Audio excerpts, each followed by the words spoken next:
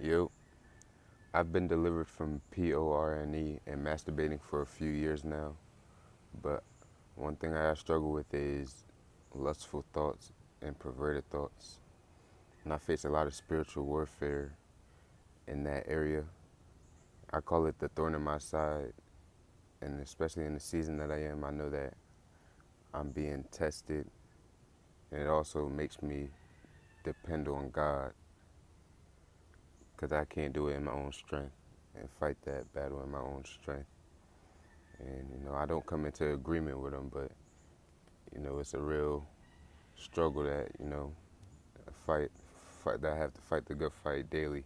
So we all know of pastors and people of God that have been exposed for sexual immorality and doing nasty and dark things, and Satan is trying to plant seeds. Even though I know I won't do it, I don't come into agreement with these, and I release these thoughts even though they come through, because the Bible says uh, none of us face temptation that isn't common to man.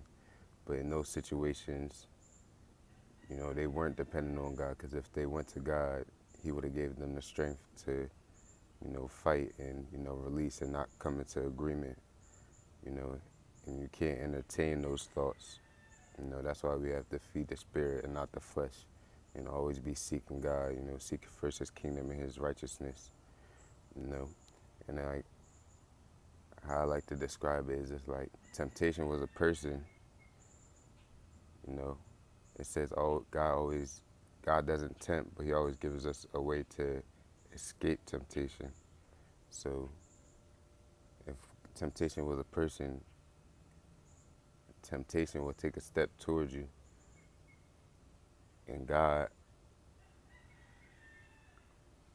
will move temptation back a step, and then He gave us a way to escape. So at that point, we can walk away.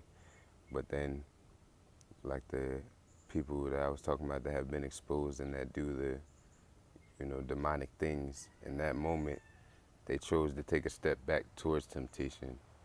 When you're supposed to walk away, you're supposed to take a step towards Jesus. But y'all be blessed.